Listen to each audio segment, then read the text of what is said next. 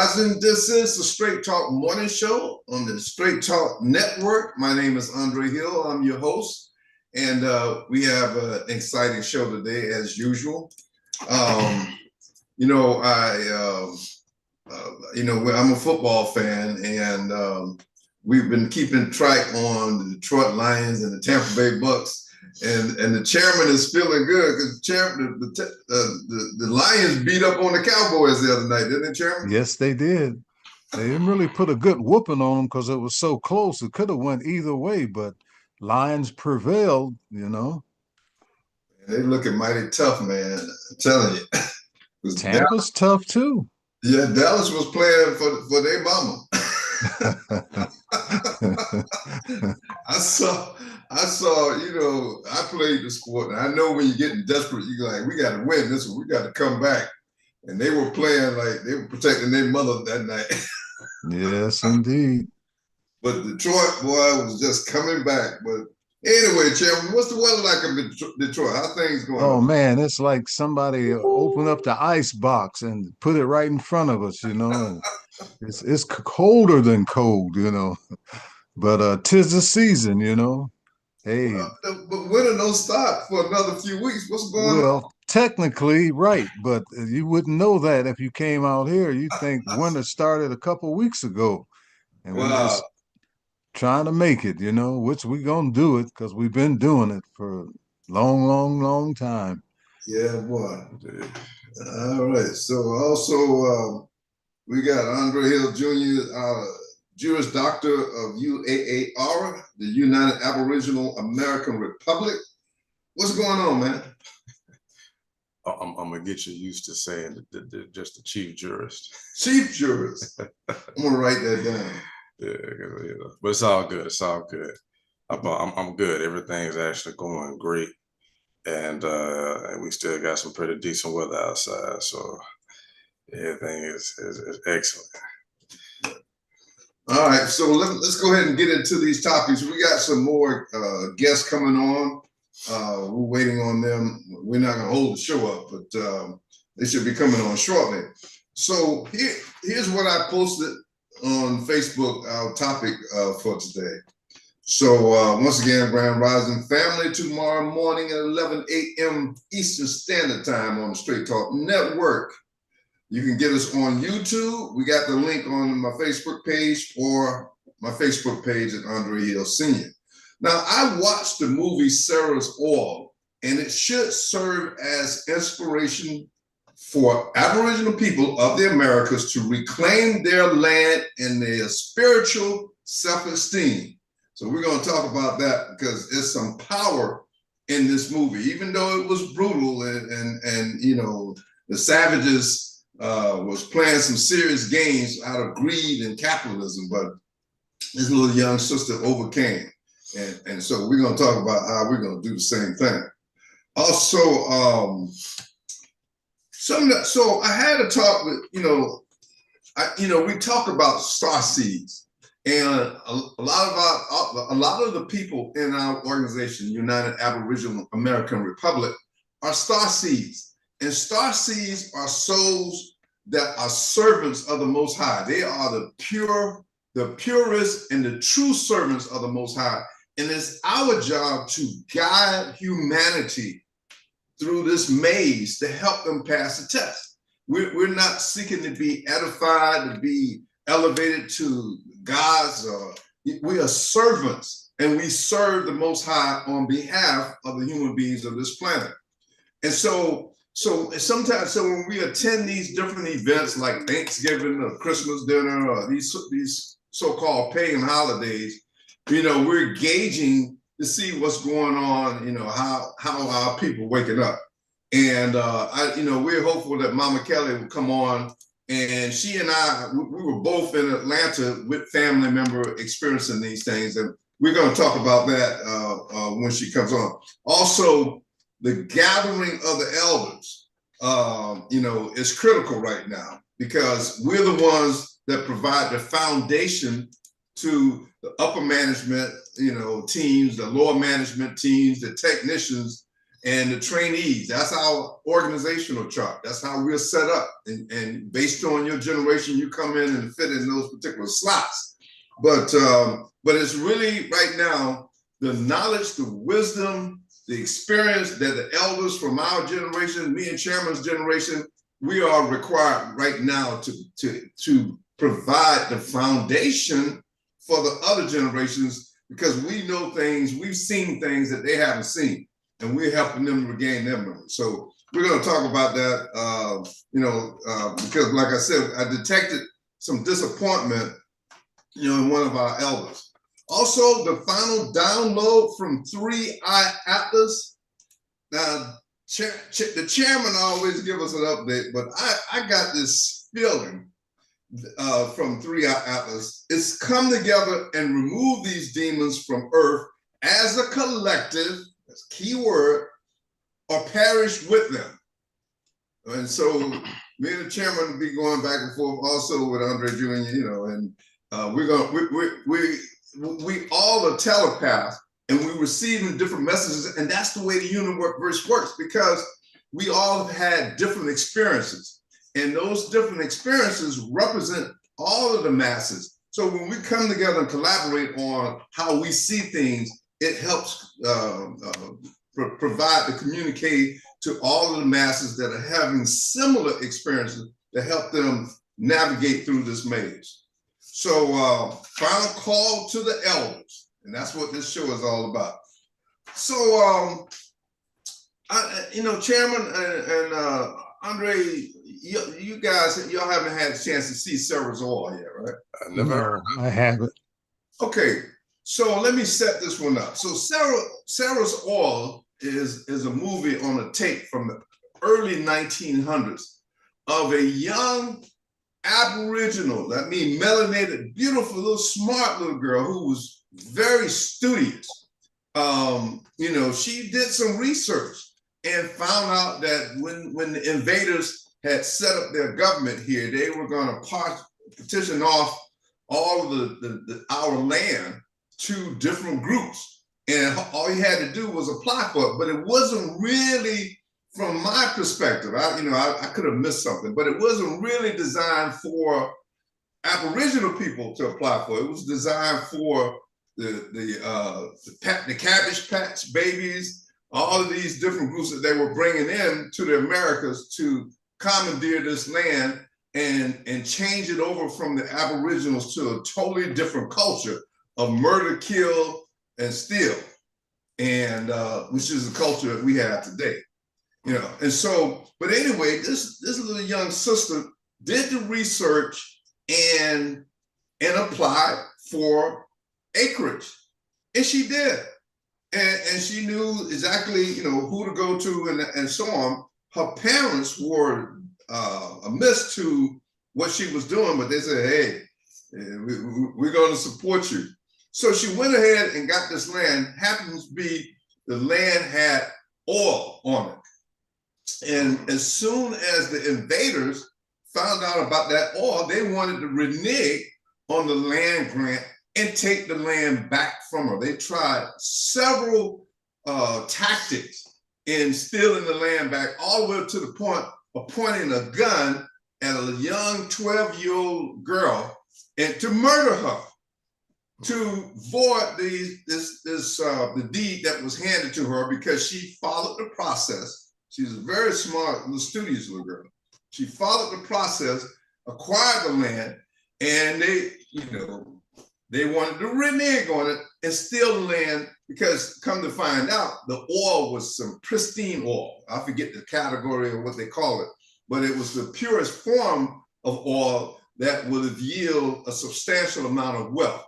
And so it even got to the point where the court systems said, well, we can't have no Aboriginal little girl doing this. We're going to have to appoint a trustee or an overseer on her land. Now, just bypassing her parents. What about the parents being the trustees of land?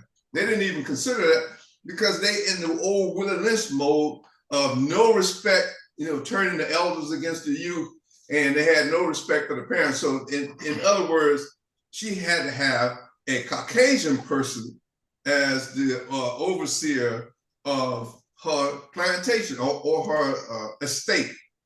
And so it got to a point where they was going to force it that you got to have this, and they used a legal technicality to void the guy that the little girl ended up signing, appointing him as authority over the land. I'm not using the right terminology; it hasn't come to me yet. Give me a minute. And so they found a way. A young Caucasian woman with expertise in law found a way to void him from the contract and turn the control of the land back over to the young girl. But the trials and tribulations that they went through, the schemes and the scandals, it's the same thing they're doing right now with gentrification. This young girl, because of her innocence and her faith, she was able to overcome those obstacles, and so me understanding how anything that's allowed to be released, even in today's system, in the movie theaters, on the news broadcast, there was an underlying story here of faith. And part of the reason I brought this thing up today is because we have people all over the country, Aboriginal people, that's waking up to the fact that we got hoodwinked, bamboozled, led astray, and we were actually, this is the greatest cover-up of all times. The Catholic Church issued an order to murder all of our ancestors, anybody that didn't convert to Christianity, and cover up the fact that we were the original people here. And by placing these Siberian so-called Native Americans, putting them in a position as this was their land, and they negotiated, to move in on this land. And that was the biggest lie. And so if you're on social media, you had to see there's so many groups that are waking up to this reality that all of the original civilizations, the Grand Canyons, all of the East Coast, all of those architectural designs, they were done by Aboriginal, melanated, dark-skinned people.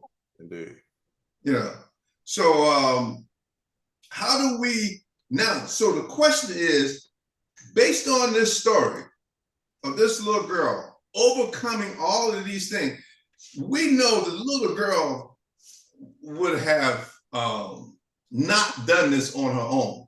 There had to be a guardian, a higher intelligence intervening to protect her through this process, just so this story can be told today, because this higher civilization, this higher consciousness knew that we needed some encouragement to come together to reclaim our land, to start building self-sustainable communities, growing healthy food, not this genetically modified stuff that's killing us.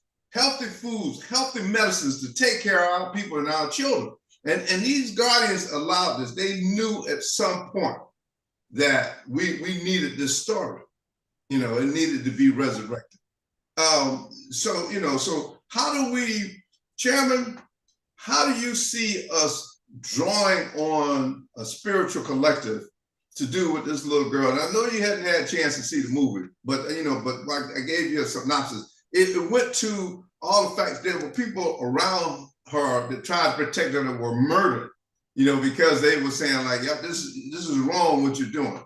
But how do you see all of the tribes in the Americas coming together to manifest this reality again? That's a good question, especially dealing with a child. How old was she? She was either 11 or 12. That's pretty young to be inheriting some wealth in land and oil on it, So she had to have been a super genius in a sense to manipulate that. Yeah, but she just knew the process. She did some research and saw that there was a land grant department that was handing out land, but it wasn't set up because they didn't expect black folks to be as intelligent as this young girl. Okay. So it wasn't really set up for, because her parents didn't have a clue. You know, she just did the research herself. And so she met the requirements, and they couldn't say, well, no, you know, you can't. But this is just for the invaders. It's not for the prisoners of war. Well, you know, when I look back at some of my grandchildren, you know, especially with AJ, as smart as he is, I could see that being done if they get that urge where they want to do something.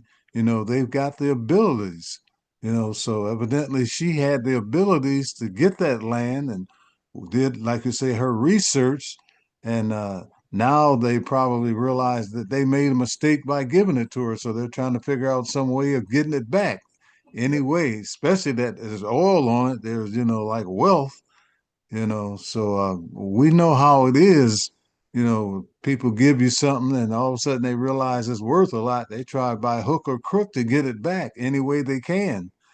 You know, that's just the way it is, Yeah. you know. Yeah. But I like the story of showing how a child had the wherewith to accumulate this here land and you know, control it and do something with it, you know, to help her people and other minorities. Yeah.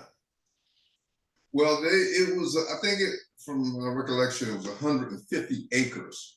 And it was a vast amount of land. But of course, the United States government had no business relegating our land anyway and dividing it up and passing it out. But yeah, she was a very smart little girl, and she startled the judges, you know, with her intellect. Okay. But, you know, they tried to play down the role of the parents, but the parents were behind her. They just were not as studious. You know, they're out trying to survive every day while she's going to do studying, school, or researching. Whatever she did to find this information, the parents were behind it. It couldn't have been done without the parents. And that's why we try to make sure that people understand in our organization, the United Aboriginal American Republic, we have a org chart, and it's in balance with nature. We have the elders that help make the decisions, that approve different programs and ideologies. And then we have an upper management team of a younger generation that come up with ideas on how we can move forward to solidify these self-sustainable communities. So they tried to play that out in the movie, and of course, I expected that out of them, but the bottom line is she survived, you know, on this move. The other problem I'm having is, once again, they had the United States government controlling and writing the narrative on who can get land. That was foul. That shouldn't have been. And you know, so we move in a direction of how do we bring the natural order back in place, you know, and how do we say this? We got the elders that have gone down these particular roads, and that experience is critical. But Junior, you know, now that you have an overview, what is your perspective on what may have happened? Sure, you laid it out there pretty well. We got some parasitic. I'm just gonna go straight to the gusto. Parasitic colonizers doing what they typically do, right? They, I mean, yeah. So this is a movie based in America, and we know the history. We know what happened. We know the invasion of European colonization, and so one of the things we have to just remember about them, you know, to kind of understand who we're dealing with. And just as a side note, let me preface that with this. You know, one thing I like about talking with the elders is, especially at this day and time, the elders, especially on our elder council, y'all always say to us, like, listen, y'all stop playing with them because they've been doing this since we were children, right? They're not changing. And so, you know, passing that charge on to my generation Ain't no point in trying to play their games, trying to win in their systems, trying to climb their ladders. No point in none of that, because they're always going to go. I mean, if they ever feel that the playing field is level, they're just gonna go back to their primal thinking and be savage, and they're not going to play the game fair. They're gonna do that every time. They've never shown anything other than that, right? So, you know, they instead of being civilized, they took a look at this young girl, and just what you said. We can't have any Aboriginal people having access to any wealth that's going to give them a fighting chance against us. It's the bottom line of it, right? That's the bottom line of the movie, though, right there. That's what it was. Absolutely. Yeah. So at this point, you know, especially, we shamelessly plug our tribal nation every time we do the show, right? Shamelessly plug it. So I'll tell everybody that that comes in and gets their nationality. That's why I tell them first and foremost, we're a very family oriented tribe, but we ain't just gonna be no tribe or a jurisdiction on paper. Like, we got every intention of building. And to be more specific, land acquisition, installation of our jurisdiction over that land, and probably most importantly, is building the infrastructure that we need, the utility infrastructure, the residential infrastructure, commercial, agricultural, and even import export. That's, in other words, we rebuild in all of those cities that they either burned down and or drowned. We just got to build them back. And what I like about our people, because what you said, like, everybody in our tribe is star seeds. Everybody in our tribe is star seeds and warriors. That's why I like. Everybody got their own different personality and temperament, but at heart and spirit, they warriors. And so I don't really have to explain to them, like, hey, listen, don't be worried about whether or not they're gonna come burn down or try to come destroy our village and our communities.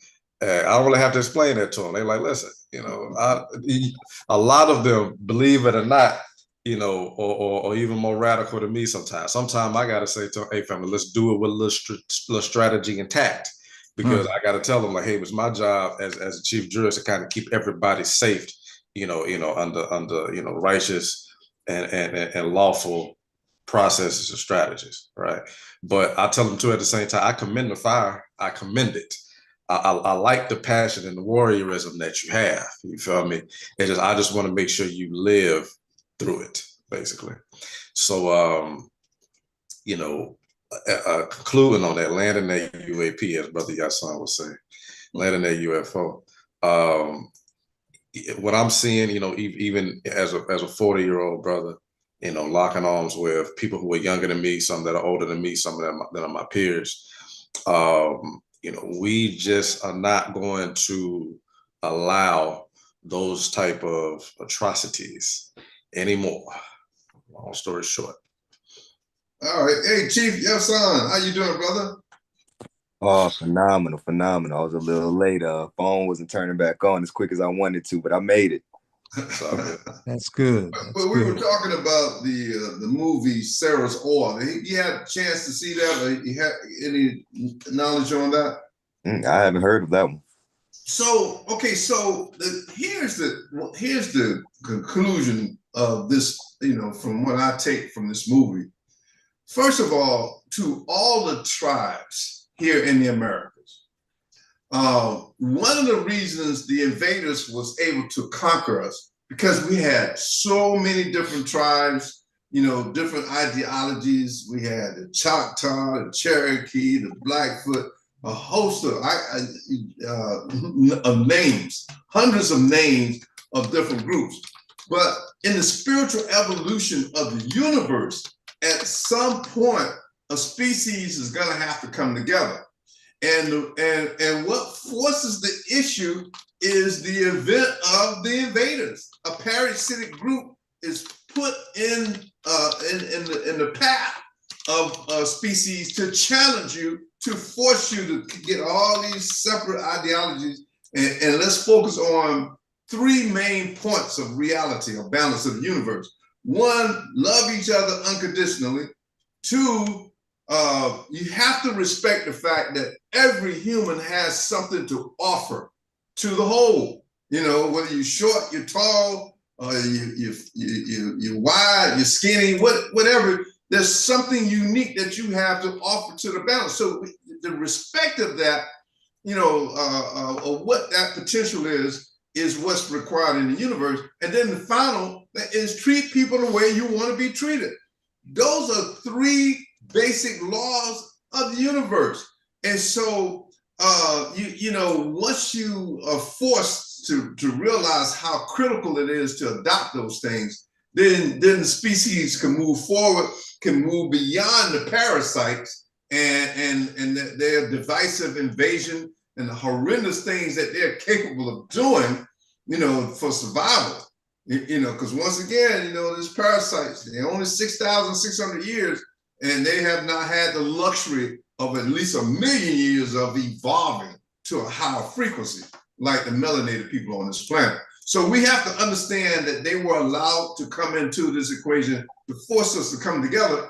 So, you know, one of the things I want to say to all of those tribes out there, you know, with your individual agendas, some of you seeking reparations, and you're trying to keep it on the down low. We don't want everybody to know, you know, all of these. This is how we were defeated in the beginning. So why go back to that system? Why don't we just we recognize that who we are? We recognize that the earth is bountiful. There's plenty enough for everybody on all levels, and we don't need to be cheating, hoodwinking, stabbing each other back over peanuts and popcorn, because the parasite is enjoying all our resources. You know, so here is the secret.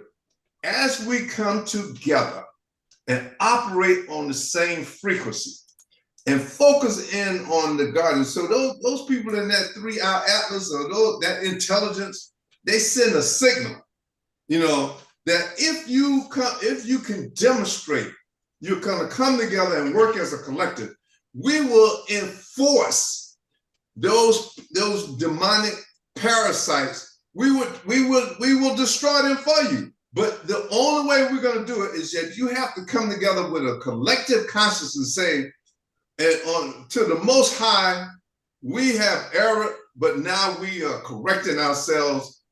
Please assist us in destroying this parasitic culture that has invaded our planet, ravaged our land, raped our women, murdered our young warriors, and all horrible things that they did to force us to come together to respect each other. Hey, and so that is the magical force that as we separate and start building our own self-sustainable communities, but then they will be protected. You know, and we talked about this before about the so-called Passover, but that's just a plagiarized story from the technology that we can draw on as a collective. Stop competing. We just come together, bring your group, let's do a treaty outlining those 3 principles. You know, we're going to love each other unconditionally. We're going to treat each other the way we want to be treated. And we're going to respect each other. And because if you were created and you manifested, you have a talent or a skill. Hey, Chief, your side before I pass over, what are your thoughts on that? Oh, man. As you were speaking, I felt the flame, you know, burning. And I'll say this, as far as treaties, all the other nations, all the other tribes, that's something that y'all want to do. That is in y'all best interest. And I mean that respectfully. The amount of flow and the amount of traffic that we are bringing in at this point is absolutely phenomenal. I mean, it is otherworldly. The trust that people are putting in us, the structure that the UAAR and the TXN have built, I mean, it's almost flawless. And this is not my words. These are other people's words. You know, I've had the luxury to be a creator and to manifest. And the results of my manifestations have been people flowing through me by the boatloads. I mean, hundreds, asking about UAR, asking about tribal screenings. So we are at this point where the flow of traffic is becoming so substantial where we are forced to evolve and elevate ourselves. And Chief Andre Jr. knows that I always say, I'm not the type of guy to say, oh, I am the Messiah, or we are the group, or this is the nation that will stand it. I'm not the guy, but the fact of the matter is what I am being showed in real time is we are the nation that will stand the test of time. So it is wise to come and get treaties and to build together, because I see a bunch of nations. I see what y'all doing and I love it. I respect it, but trust me, this is a boat that you don't want to miss. And I'll land that UFO UAP on there right there. All right, we're gonna circle back around to this here, but Chairman, can you give us an update on the Three Eye Atlas and what you think is going on? Okay. Well, too much haven't changed as far as what they're releasing to society. You know, they're still keeping things secretive, just like they're telling you that December the 19th is going to be the day that, you know, Three Eye Atlas is going to be the closest to planet Earth. But you don't realize that once it got past the perihelion, you know, it was out there to be seen. Amateur and astrologers and astronomers were viewing, you know, Three Eye Atlas then, and as I speak today, they're doing it. But the thing is, we don't have to wait for the 19th. It's already available for us, you know. And with the Webb telescope, the Hubble telescope, those telescopes are so strong they could probably see the writing on that space probe that's out Absolutely. there, you know. But they're not telling us. But what they're doing is they're starting to get the military involved. They're having secret meetings on mock situations on what if they were invading, what would we do, how would we deal with this situation while our people are asleep, you know, and not realizing what's really going on. You know, this is real. This is almost, I'd say, spiritual war for sure. Physically warring, I hope it don't come down to that, because we're outmatched. You know, there's no way. We just have to come right, because eventually the heads of whoever represent planet Earth, or whichever group represents planet Earth, has got to speak with these Three Eye Atlas regime. It's got to happen, and it's gonna happen soon, you know. And I go out at night. I Last night I was looking up. It was clear. I could see Jupiter, you know, and it's probably about 5 6 hours from the sun. But as Three Eye Atlas comes closer to Jupiter, I'm just looking at it, you know, and I'm saying, wow, you know, they're telling people wait for a certain day, but it's already there. We already see it. You know, let's wake up, you know, and we're headed for some very important uh, times as far as sharing this knowledge that, you know, it's here. It's so many people never even dreamed that something like this would happen, but now you could just see it all coming into play. You know, that's what's so beautiful about it. You know, and it's heading towards Jupiter, but you need a telescope definitely to see it, and the bigger the telescope, the better. But yeah, it's heading towards Jupiter, and it's just gonna open up a lot of doors for us. It's gonna give us a lot of knowledge. You know, they don't want to tell you that, but it's the real deal. You know, and I'm just sitting back, picking up all the information I can on what's going on. You know, even some of them are saying that uh, Three Eye Atlas has separated, but not separated as far as going further apart, but they just like it was one big ship, and all of a sudden it divided into three, and they're all traveling together at the same velocity, you know. So that's got people freaked out, got a lot of scientists freaked out, you know. But they've got some anomalies that Dr. Avi Loeb has talked about. There's about 11 of them that makes you question whether it's a comet or it's a spaceship. And he's leaning more towards spaceship because they can't answer these anomalies, these things that are happening. They're doing, even with, say, the light that they were getting off of a 3-eye atlas. At one time, within 24 hours, the light increased 400 times. Now, come on. If the sun is shining on it like the moon, when you see the moon at night, if the moon went up 200 times as brightness, you'd be freaking out, saying, what's going on? But this is 400 times. So come on, let's not be fooled into some comet situation, because that's being disproved every time there's an anomaly. It's checking you, it's letting you know, so we got to wake up. We got to get more involved. We got to open our ears and listen. We have the mentality to think, but not always on what somebody else is telling you. You got to think out the box sometime, because things are going to be jumping off, and it actually is jumping off. They just creeping on in. And yeah. But Chairman, what you said is very accurate, because the telescopes that we done developed here are capable of watching what they're eating on the tables in those spaceships. And so the fact that they won't show them, the fact that they won't home in on them is my validation that they know if they were to actually say, okay, let's home in, let's take some real pictures and show the world, this is technology, our religion is some bullshit, and that there are other civilizations in the universe, they helped develop us here on this planet. If they was to show that, that it shuts down all their BS immediately. The mere fact that they don't want to show it, and they have the capabilities to show that.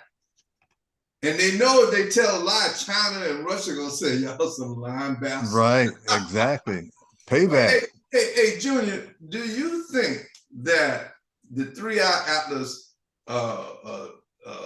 advanced civilization would want to even talk to the United States government of the parasites or the invaders that have caused all this problem on this planet? They always kind of put the answers to the scenarios in the movies. What's the movie we watch or we reference all the time, Papa? The one you like with the big robot that they came and checked everybody. Oh, the day the Earth stood still. That was the year I was born. Right. And so what happened in that movie? The guy came down, and played himself as Keanu Reeves, but he started looking for some leaders to talk to, and they took him to some average Joe scientists. It wasn't the parasitic elite. It wasn't the governments who have incentive to control everybody through illusion, basically, right?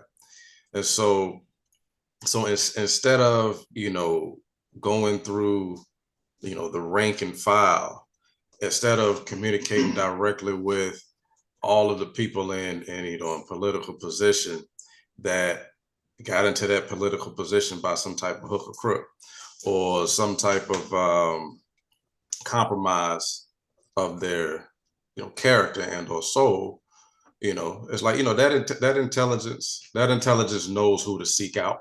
It's almost like this. It's like it's a frequency that they say, hey, listen, this is the frequency that you can contact us on. And it ain't just something you can dial up. This has to be in your heart and soul. In other words, you have to be righteous to be able to call this number. So if you ain't righteous, you're gonna get a dial tone when you're trying to call a number. So with that being said, that's why I've got a lot of confidence in what we do. Chairman said something very important. It's a spiritual war. I kind of want to break down what because we say that a lot, and maybe we need to elaborate on what that is, right? This being a spiritual war is a challenge for your mind and soul to elevate so that you can contact or you can be on that vibration and that frequency. For one, at first, just to harmonize with the people and the planet itself. For one, that's what it really boils down to, right? So if you were given everybody's given a choice, everybody's got the same mental capacity, spiritual, well, let's say mental and heart capacity to know the basics of right and wrong. We all got that inner compass. We do. We all born with it, right? Right. And so, regardless of what incentive or what type of duress you think you were under when you're making decisions, you know what you did was right or wrong. In other words, you knew how to follow universal law and decide whether or not you would like somebody to do that onto you, right? You know how to follow the golden rule, right? And so,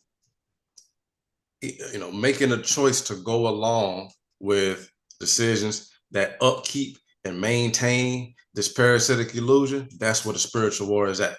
So in other words, you waking up every day deciding to contribute to this illusion, this parasitic illusion, where you got people who ain't got enough to eat, or ain't got nowhere to sleep, or they can't sustain themselves from day to day, so that they can wake up every day and say, all right, I'm a fully sustained and righteous human being, and what do I want to create today? Because in other words, that's what this parasitic elite, that's what they attack every day.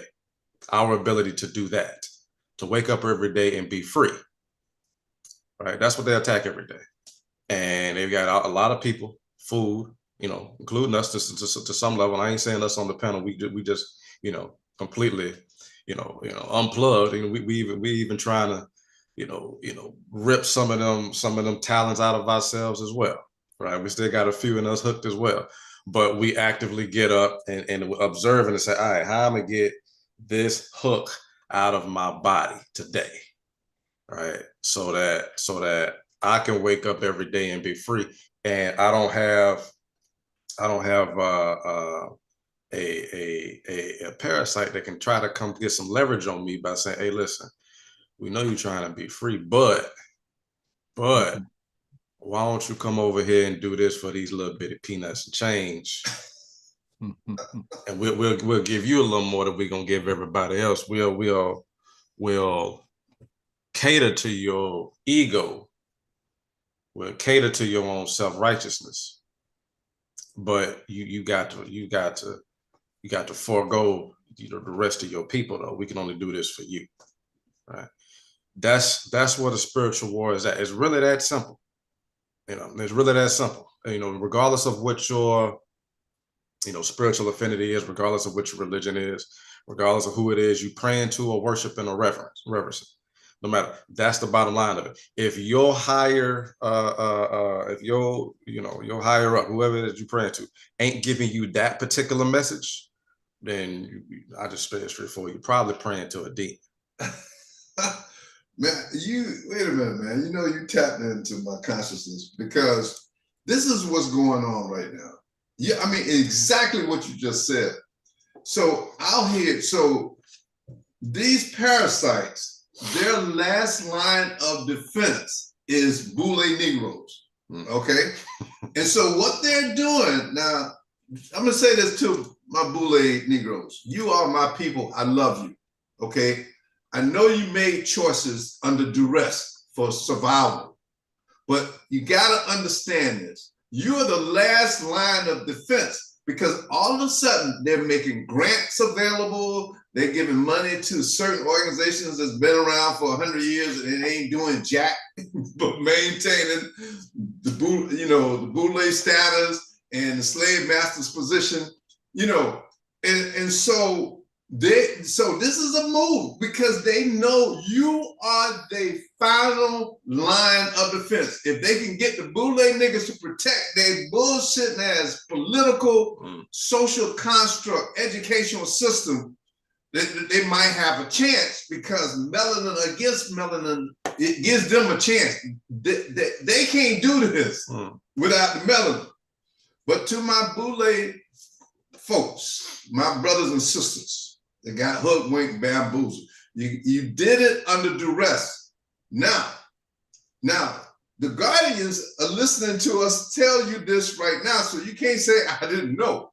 So you need to walk away and say, why all of a sudden now y'all want to give me all these resources? Mm-hmm. You know, why all of a sudden now? Don't play into that. All right, because get with us. I know it's going to be difficult. It's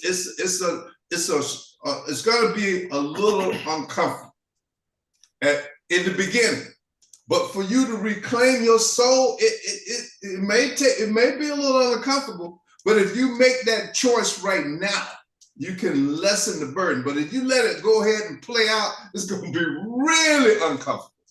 So let me explain to you all of the Aboriginal nations. This is something that the parasites know. They're trying to develop a CE5 protocol. And that means close encounters of the fifth kind. That means just go out in the field and with a special frequency and say to the guardians of the Most High, we want to change, we want to fix this. Now, the parasites and the invaders, they're going to look at them like, are you kidding me? All right? But if the melanated people, the original humans that were created on this planet, if we start to come together, now this is the secret to our protection. Now listen to what I'm saying. If we just start right now acknowledging each other, that sends a signal to the most advanced high that, okay, we working. Just send us an email saying, look, let's open dialogue, okay? Let's establish dialogue. They're watching us every step of the way. And so what they will do is say, okay, they're demonstrating the desire to build a collective, to call on us to remove these demons from the planet. And so now the CI process, we know how to do it. A lot of you can't handle it right now, but we got enough star seeds that can understand how that process works. It's almost like when a bunch of people go to church and they praying to Lucifer, you know. So they're giving power to that name, whatever name Lucifer created. It's similar, but it's praying or it's communicating with the high level entities, you know. And the ones that made Lucifer, the one that gave you this hand-me-down technology and this messed up capitalistic system. So what we are required to do, every time we just demonstrate a little simple act, these guardians are watching us. When we demonstrate, hey man, let's call up UAR, or let's call up the tribe down the street and say, hey man, we don't need to do this craziness. No, let's put together a treaty. You respect me, I respect you. These guardians will intervene and they will shut down the parasites and these demons. And even so, now here's something that I know.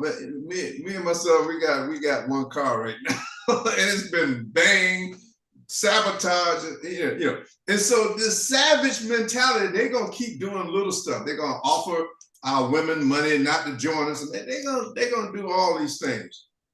But when we come together as a collective and say to the parasites and these demonic little collectives, anytime you touch our people, anytime you intercept our people or create an obstacle, you will die. And that's where we are right now, because trying to get them to reason, they ain't listening to that. They still figure that I'm gonna blow up this car, I'm gonna threaten somebody that's thinking about joining you, and you know, all of these little things. So when we come together as one collective, the parasites will start dying. Every time they do something, every time they use that negative energy to contain you, When we come together with one mass frequency, it will destroy them immediately. A collective parasite detox, if you will. Chairman, what do you think about all this? Hey, you know, it's like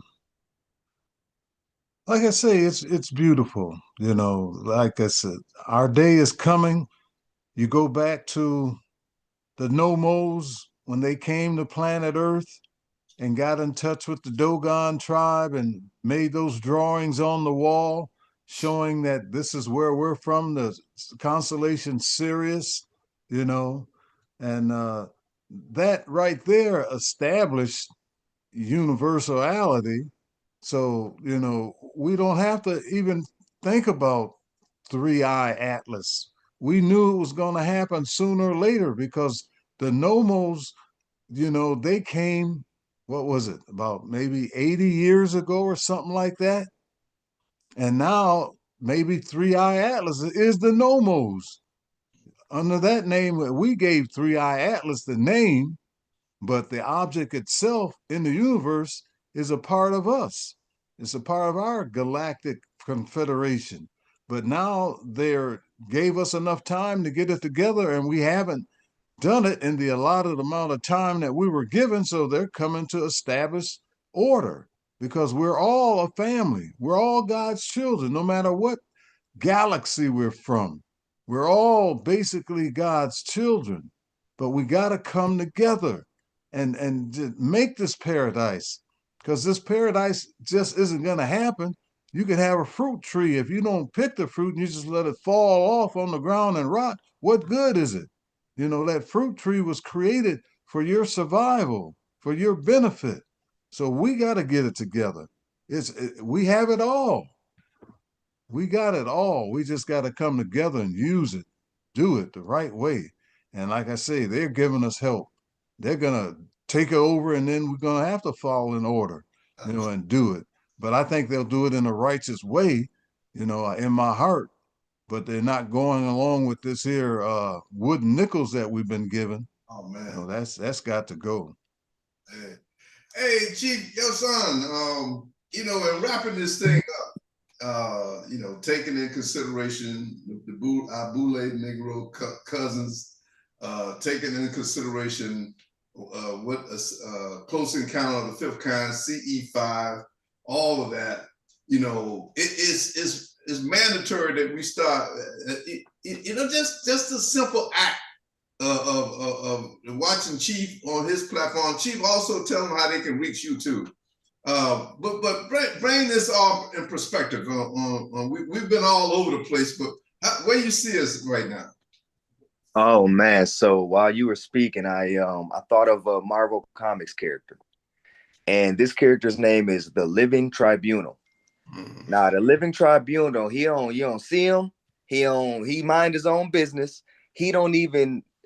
It doesn't even matter if you're good or bad in his eyes. The only thing that matters to him is that the balance of the cosmic universe is in order. He will only show up if things are imbalanced. Yeah, I know we all know Thanos with the snap. You know, in Marvel Comics, he came up to Thanos like, nah, bro, you can't just do that. You know, we ain't get that in the movies, but I'm referencing this because Chairman said, we gave the name Three Eye Atlas. That was fun. That was a phenomenal take, Chairman. Goodness gracious. We gave the name Three Eye Atlas. Nah, that body is coming to judge and restore balance. And I'll add this on and I'll wrap it up. This is why it matters. What are you doing in this time? What are you doing? Because we are the chess pieces. We are not the player, right? We are the pieces on the board. So which side are you on? Which piece are you? And can this cosmic being move you forward in the greater aspect of everything? When we need to win this battle, can this cosmic being move this chess piece forward and say, that's UAAR, an opportunity for those individuals in that land to get their reparations, to get their, let's say, reparations. Actually, that's the perfect word for it, because reparations is more than just money. It's repairing everything that was wrong. Restoration is the word I'm looking for. Restoration. Right? So we are not coming cocky like, yeah, we UAAR, big dogs, throw your signs up, Crip walk suit. Nah, we're not doing all of that. We're coming and saying, hey, we have a team of people who've studied hard. We have Chief Yasun, who had to get forced into this role. I had to pray many nights. I'm scared. I was sweating down my armpits. Chief, you mean my face got to be on everything? What happened to Rashad Jamal? Yeah, I think about these things, but guess what?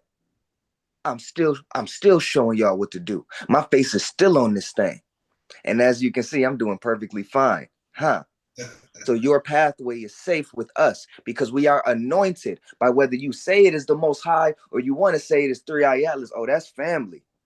Oh, and they know who we are individually and they know who you are as well. So make sure you on the right side of the board in this intergalactic chess game, please, because we moving forward and checkmate. There you go. Hey, so hey, good going, Chief. Hey, man, we got Mike Glover. It is, so part of the topic that I listened, the final call to the elders. We got some talent in this organization, man. We got some serious talent, but still they need to be underpinned with the elders. Mike, you on mute. Can you come in and we're going to introduce you. There you go. Yeah, hello. Hey, Mike. Hey, brother, how you doing? Okay, man. My son probably introduced you better than we hadn't had a chance to talk yet. Yes, sir, brother. I appreciate it. I love these young brothers, man. We need more like them. Yeah. Introducing Big Brother Matt Glover. I had a few conversations with him, and long story short, because I know we're gonna extend the show just a bit on behalf. And I talked to Brother Matt Glover, and we had a conversation essentially about everything that we've talked on this show about today, right? Essentially everything. And so I said, hey, brother, would you mind coming on the show? Because I think you can sit with the elders on the council, and along with the best of them. But I mean, look, I'm gonna let you break down your resume and or anything you want to say on the topic at hand and or anything overall. The floor is yours, brother. Okay, brother, I appreciate it, man. Thank you. And anytime I can share some information, I will certainly do that because this is what I do. Share information. That's our job with our people. And so lately I've been trying to get these politicians to jump on board and trying to bring some light to them. But again, we have to acknowledge that we're dealing with these boule. These boule, and see, I'm gonna say this because a lot of people don't like me using the word nigger, but I want to say this. Our people are confused because we don't really know a lot of things. Nigger is not a bad word as we think it is. You can find the word nigger in Acts 13:1. And you can find where they were called, certain prophets and news bearers were called nigger in Antioch. Antioch is in Greece. Why were they called niggers in Greece? Because the Greeks are the first ones to coin that word when they used to go and see all the Egyptian monuments and pyramids and run back to their people and say, oh my God, we just came back from witnessing the great land of the gods, the great land of the niggers. Niggers and gods were synonymous back then. That's why it's in the Bible. But we don't know that because you had people that hated us and took the word and changed the context of the word. And because we don't know that, we just offended by it. I got friends of mine that be talking about, Mac, I don't like using that word. I had a partner of mine in my car. I'm using the word saying, man, that nigga this, that nigga that. He said, Mac, I don't use the word. I said, okay. So I said, yeah, and that nigga's crazy. He said, Mac, I told you I don't use, nigga, I heard what you said. You don't use the word. What's that got to do with me? You understand what I'm saying? So I do. I got a lot of friends, man, that been out of shape over me using that word. I said, bro, see, that's what's wrong. Y'all been out of shape over what the white folks said. Because they done told y'all that if we can't use the word no more, can't nobody use it. And y'all just going beating, y'all marching to the beat of their drum. I don't do that. And so that's it. We got to stop marching to the beat of these people's drum. That's important. So with the politicians here in Chicago, I was trying to get them to start a campaign for our people to be classified back to being indigenous and back under treaty protection. They're not, everybody's thinking, but nobody's reasoning. And I was trying to tell, I said, bro, listen carefully. I haven't paid a federal tax since 1983, simply because a lot of our people have been going to jail over the tax issue because they're not using the right thing. I simply used the Dred Scott decision. Dred Scott was a brother who went into the court in 1857 to prove that he was not property, and he lost. That going over all our people's heads. He lost.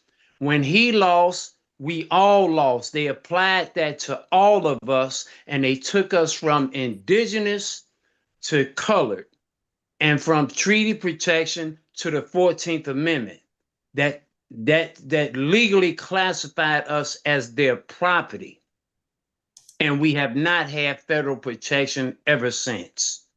Had it not been for what they did when they took us from indigenous and treaty protection, the Ku Klux Klan, the Democrats could have never got the Ku Klux Klan started, and the Democrats never could have got Jim Crow laws off the ground. It never would have happened because we would have been protected by the federal government from these demons who was coming here from Europe to do whatever they want to do to us. And that's what happened. And so now it's important for us to get back to, and that's why throughout the whole 20th century, they did nothing. They didn't bring the feds in to help us at all. That's why they was able to burn our towns down, drop bombs on us, because we were their property. When the little girls got killed in that bombing in the 60s, they didn't send the feds in. They never had jurisdiction. They no longer had jurisdiction to protect us, period. Even down to today, that young brother got found hung on that Mississippi campus. They could have sent the federal government, the FBI in there, they'd have found out who did that right away quick. But they don't have the jurisdiction to do so. I've been trying to explain this to these niggas. These niggas is crazy. And then I said, they're not crazy. These are these boule niggas. They worse than any Ku Klux Klan ever could have been. Your pastors, these politicians, these judges, these lawyers, these are boule. LeBron James is a proud boule. That nigga got the boule tattooed on the front of his chest. Google it. You'll see a boule tattoo on that nigga's chest. He's a proud boule. And so that's what we have to acknowledge. We don't understand what's going on. The crabs in the barrel are these boule. They're the ones that set the bottom of the barrel, grabbing us and pulling us down every time we try to get out. That's our biggest problem. And until we accept, that's why I've been telling people, stop going to church. Tell your pastor, nigga, I'm not giving you another dime until you step to the plate and represent us for real. They don't represent us jumping and hooping and hollering. I went to a church, niggas jumping all over the couch and stuff, jumping all over the chair. Man, ain't got time for all that. Y'all ain't even y'all ain't even teaching what Jesus taught. They flipped the script on us. And I told somebody, I said, look, man, do you believe what Jesus said, or you one of them niggas just believe in Jesus? See, there's a difference. We don't believe in Jesus. We are the defenders of Jesus, and we will defend him, period. In Revelation, he says Satan will deceive the world. And he has. These niggas act like it's a big joke. They took us from the gospel of Jesus and what Jesus actually taught to a gospel about Jesus and what Paul said. I was telling the pastor, I don't want to hear nothing about what Paul said. I didn't come here to hear about Paul. It's like me paying for a concert to hear Luther Vandross, and you give me some nigga I never heard of. You really owe me a refund. Talking about give you a donation, nigga, please. You kidding me? And so these pastors, their jobs is to keep us away from reality, to keep us away from the truth. That's why they changed Jesus' prayer from our Father who are in Orion to our Father who are in heaven, to take us away from a physical reality of a indigenous civilization outside of Earth. They did that intentionally. There you go. Yep. So when you think about heaven, you don't think about no physical place. But when you say Orion, we know Orion is a physical star system where he came here from, and he said it. So these pastors, they just going along with what they were taught to preach to our people on the plantation. And think about this. I told some niggas here, I said, bro, do you understand that you still preaching to our people the same doctrine that was given to us during captivity? Come on, bro. Now you know damn well you ought to be able to use your common sense to figure that out. This is not rocket science. That's why I said these some boule niggas. They don't want to accept the truth because they're marching to the beat of the white Christian church's drum. And their job is to do exactly what they're doing. Just like when they killed Dr. King. They had to come up with something. They had to say, okay, we got to do something to keep these niggas quiet for the devilishment that we gonna do in the future. So what did they do? They created 501c3s and faith-based money. And in order to get the because that's really hush money. 501c3s and faith-based money to the church is hush money to keep them niggas' mouths shut. Absolutely. And they got to preach that Pauline doctrine. They must preach that. And if they don't preach that Pauline doctrine and keep us away from what Jesus actually taught, they'll get their funding cut. I know that for a fact because I already knew about it. But I was here in Chicago passing these flyers out with big black letters saying, it's called parity legislation. If 90% of the community is indigenous, then 90% of those policemen are supposed to be indigenous, 90% of the fire department and the public city workers in that community is supposed to be indigenous. I'm passing the flyers out. I walked up to a pastor, handed one to him. He looked at the side while I was walking up to him. When I tried to give it to him, that nigga jumped back, had his hands in the air like I pulled a pistol on him and said, bro, I can't pass him out. They'll cut my funding. Yeah. No, he did. This is fact. I knew exactly what he was talking about, but his people didn't have a clue what he was talking about. I knew what he was talking about. And so these are the issues and problems that we face with, that these boule niggas, they're being taught what to tell us, and they trying to keep us in our place. You know, right now, they're not even what Jesus taught. Let me tell you, in my book, I wrote an article called The End of Religion. Powerful.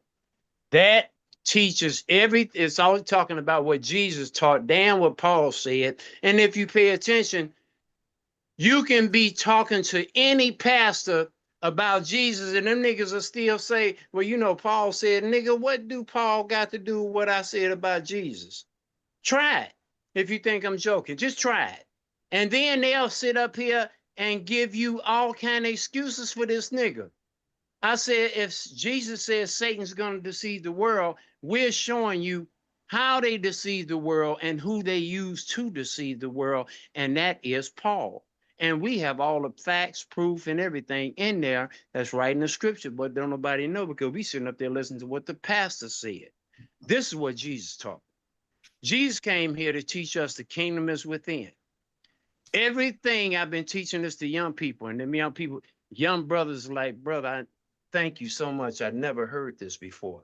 I said, brother, anybody ever told you that everything you gonna ever get in this life gonna come by what you think, feel, say, and do? Your whole life, everything you have today came by way of what you thought, felt, said, and did yesterday. So everything you got to do, this is old shit. All this is old because it came by what you thought, felt, said, and did yesterday. And everything you're going to get tomorrow solely depends on what you think, feel, say, and do today. This is what Jesus taught. As a man think, so is he. Mhm. That's the science of your thoughts. By your word, you'll be rewarded or condemned. Life and death lies in the power of the tongue. That's the science of your words. And then do unto others as you would have them do unto you. But they took the most important part out, because what you do to others is going to happen to you. Absolutely. That's the science of your actions. So by what you think, feel, say, and do is how you're creating.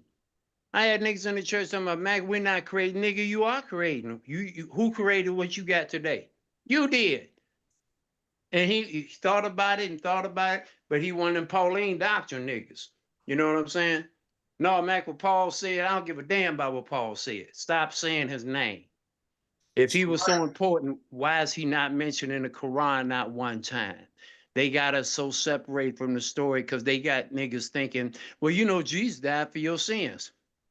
And after he died, that was the end of the story. Oh my God.